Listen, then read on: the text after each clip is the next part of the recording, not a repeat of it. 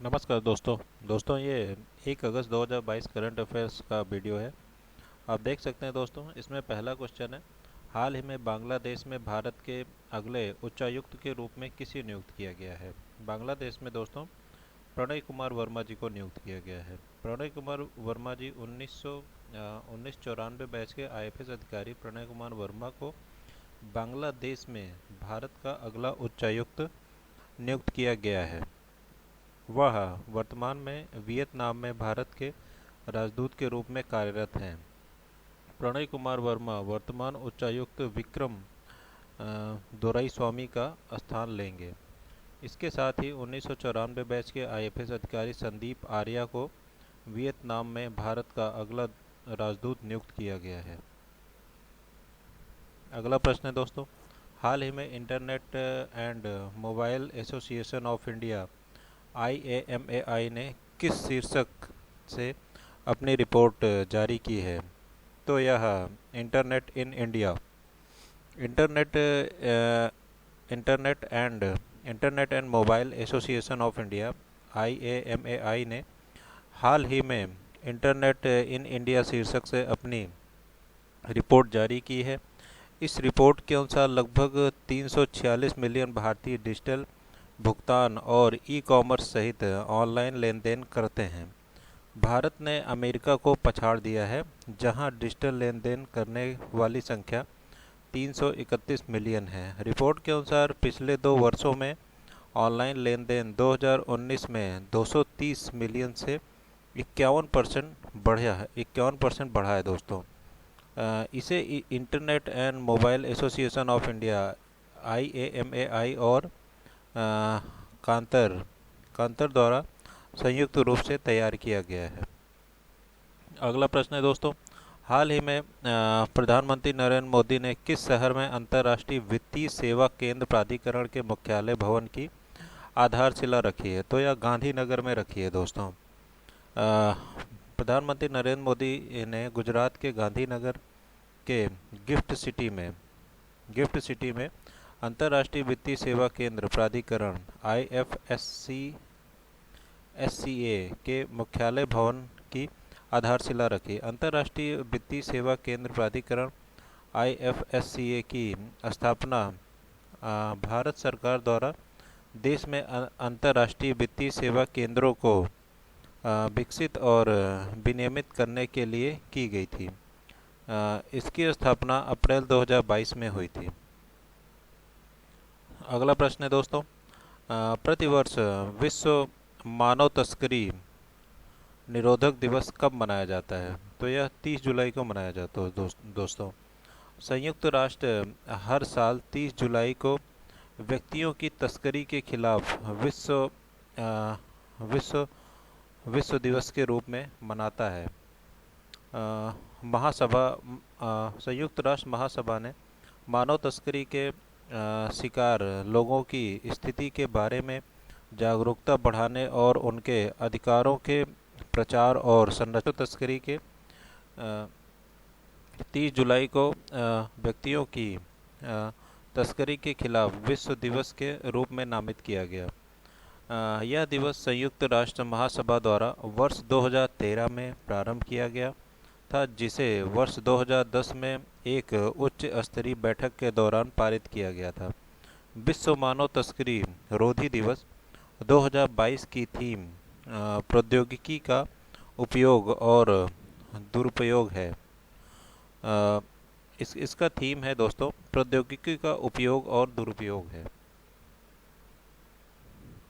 अगला प्रश्न है दोस्तों, हाल ही में केंद्रीय मंत्रिमंडल ने भारत में कौन से विश्व कप की मेजबानी के लिए साइनिंग ऑफ गारंटीज को मंजूरी दी है। यह FIFA U17 महिला विश्व कप 2022। प्रधानमंत्री नरेंद्र मोदी की अध्यक्षता में केंद्रीय मंत्रिमंडल ने भारत में FIFA U17 महिला विश्व कप 2022 की मेजबानी के लिए साइनिंग ऑफ गारंटीज को मंजूरी दी है। यह टूर्नामेंट 11 से 30 अक्टूबर 2022 तक 3 शहरों भुवनेश्वर, गोवा और मुंबई में आयोजित होगा। यह टूर्नामेंट का 7वां पहली बार होगा जब भारत फीफा महिला फुटबॉल टूर्नामेंट की मेजबानी करेगा। हाल ही में किस केंद्रीय मंत्री ने देश में 11वीं कृषि जनगणना का शुभारंभ किया? तो यह नरेंद्र सिंह तोमर जी हैं। केंद्रीय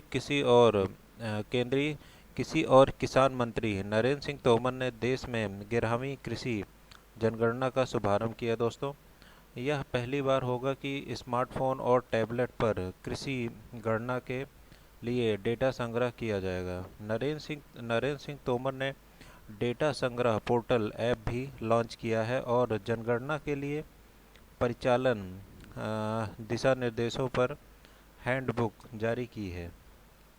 कृषि संगठन फसलों की मैपिंग में भी योगदान देगी। कृषि जनगणना हर 5 साल पर आयोजित की जाती है। दोस्तों, कृषि जनगणना के लिए फील्ड वर्क अगस्त 2022 में शुरू होगा। अगला प्रश्न है दोस्तों, हाल ही में संयुक्त राज्य अमेरिका ने किस देश की नौसेना को 2 नए MH-60R मल्टी रोल वाले हेलीकॉप्टर सौंपे? तो यह भारत को ही सौंपा गया। दोस्तों, संयुक्त राष्ट्र अमेरिका ने भारतीय नौसेना को 2 नए MH-60R मल्टी रोल वाले हेलीकॉप्टर सौंपे हैं। अमेरिकी वायुसेना के विशेष विमान असाइनमेंट मिशन फ्लाइट ने कोचीन अंतर्राष्ट्रीय हवाई अड्डे पर हेलीकॉप्टर को पहुंचाया। ये helicopter 24 MH-60R multi role helicopter का हिस्सा हैं, जिन्हें 14,000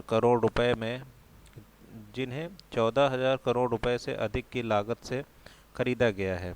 2021 में भारतीय नौसेना के चालक दल को प्रशिक्षित करने के लिए अमेरिका द्वारा दिए गए पहले 3 हेलीकॉप्टरों का उपयोग किया जा रहा है। 22 अगस्त 2022 को एक और हेलीकॉप्टर की डिलीवरी होनी है। 2025 तक सभी 24 MH-60R मल्टी रोल हेलीकॉप्टर की डिलीवरी पूरी की जाएगी। इन हेलीकॉप्टरों के नौसेना में शामिल किए जाने से भारतीय नौसेना की युद्ध क्षमता बहुत अधिक बढ़ जाएगी। अगला प्रश्न है दोस्तों, हाल ही में जारी कांतार इंडिया की सालाना ब्रांड फुटप्रिंट रिपोर्ट के अनुसार कौन सा ब्रांड पिछले 10 सालों में भारत का number 1 fast moving consumer goods brand बना हुआ है? तो यह पार्ले बिस्किट बना हुआ है। दोस्तों, पिछले 10 साल से बिस्किट्स बना हुआ है। दोस्तों, कांतार इंडिया की सालाना ब्रांड फुटप्रिंट रिपोर्ट के अनुसार बिस्किट ब्रांड पार्ले 10 सालों से भारत का number 1 fast moving consumer brand बना हुआ है। कांतार के कंज्यूमर रीच पॉइंट CRP के आधार पर 2021 में सबसे ज़्यादा चुने जाने वाले FMCG ब्रांड को शामिल किया है। 2020 की तुलना में 2021 में पार्ले ने कंज्यूमर रीच पॉइंट में 14% की बढ़ोतरी हासिल की है। पार्ले बिस्किट के बाद इस लिस्ट में Amul, Britannia plus, clinic plus और टाटा कंज्यूमर प्रोडक्ट्स ब्रांड शामिल हैं। अगला प्रश्न है दोस्तों, प्रतिवर्ष 31 जुलाई को कौन सा दिवस मनाया जाता है? विश्व रेंजर दिवस मनाया जाता है। दोस्तों, विश्व रेंजर दिवस प्रतिवर्ष 31 जुलाई को मनाया जाता है। यह दिवस ड्यूटी के दौरान मारे गए या घायल हुए रेंजरों की याद में और दुनिया की प्राकृतिक और सांस्कृतिक विरासत की रक्षा के लिए रेंजरों द्वारा किए गए कार्य का जश्न मनाने के लिए मनाया जाता है। विश्व रेंजर दिवस उनके महत्वपूर्ण कार्यों का समर्थन करने का अवसर प्रदान करता है जो पर्यावरण, अभियान से लेकर शिक्षा तक है। 1992 में 31 जुलाई के लिए इंटरनेशनल रेंजर फेडरेशन की स्थापना की गई थी। विश्व रेंजर दिवस अंतर्राष्ट्रीय रेंजर महासंघ द्वारा बनाया गया और पहली बार 2007 में आयोजित किया गया था। अगला प्रश्न है दोस्तों, हाल ही में किस राज्य के पूर्व गृह मंत्री आरजी लिंगदोह का निधन हो गया है? तो यह मेघालय के गृह मंत्री आरजी आरजी लिंगदोह का निधन हो गया दोस्तों। मेघालय के पूर्व गृह मंत्री और वयोवृद्ध राजनीतिक आरजी लिंगदोह का शिलोंग में निधन हो गया है। वह 62 वर्ष के थे। उन्होंने 1998 से 2008 तक 2 बार लाईतुमखरा निर्वाचन क्षेत्र का प्रतिनिधित्व किया। वे टार्मिन लूथर क्रिश्चियन यूनिवर्सिटी के पूर्व कुलपति भी रहे। पूर्व गृह मंत्री पिछले साल ही कांग्रेस पार्टी में शामिल होकर सक्रिय राजनीति में लौटे थे।